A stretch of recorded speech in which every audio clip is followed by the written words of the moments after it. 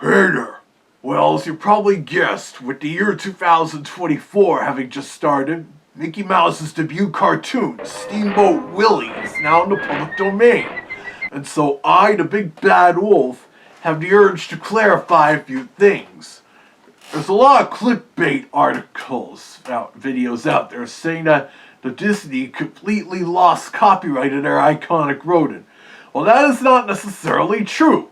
Disney still owns full copyright to the familiar Mickey Mouse you all know and love.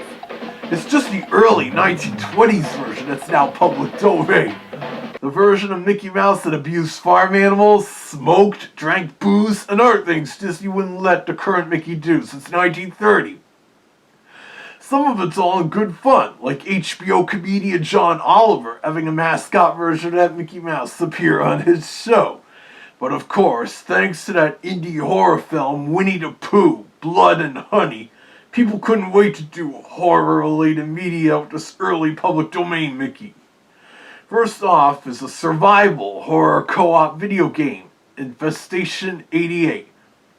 And then there's a slasher horror comedy movie in the works, Mickey's Mousetrap. Apparently it's been in works for a while, and is set to release in March. I'm not surprised by the Mickey Mouse mask the killer wears. It's actually an old rubber vinyl Mickey Mouse mask made by the French Halloween mask company Caesar from the 1960s to the 1980s.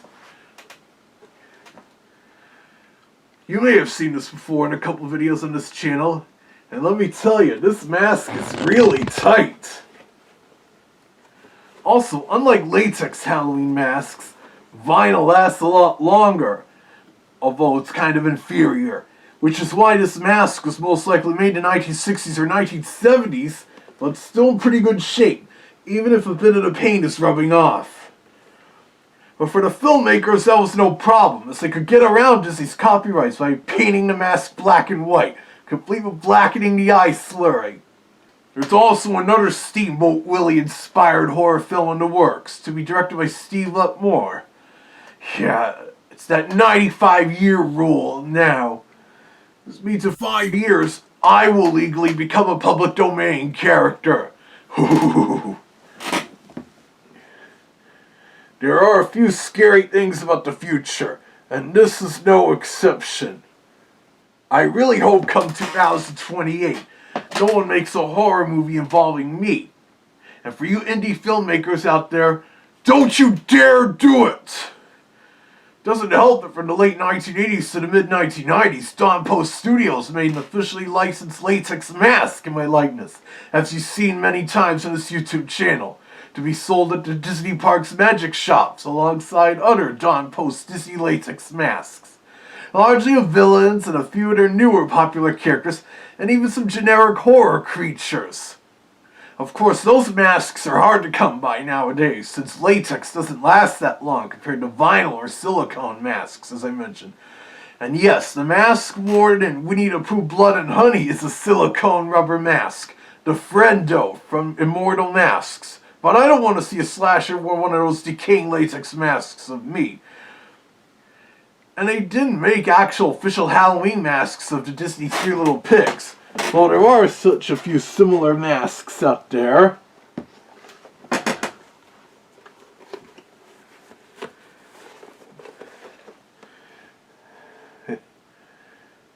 Yeah, like this one you may have seen in the 1984 remake of Unfaithfully Yours, won by Dudley Moore.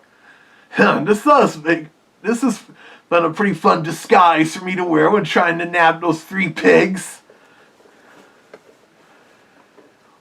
Or maybe even make a werewolf film based on my Oscar-winning cartoon, where the lycanthrope creature resembles me. Then again, I'm nowhere as popular as Pooh and Mickey, so maybe there's a chance that... Hey, what's going on?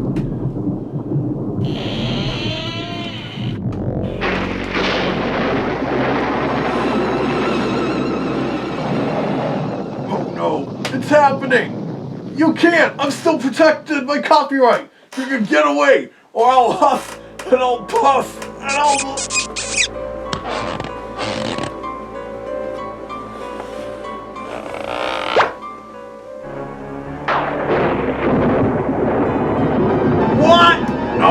getting ridiculous. I already mentioned when that mask is painted that way, that version of Mickey is still under copyright.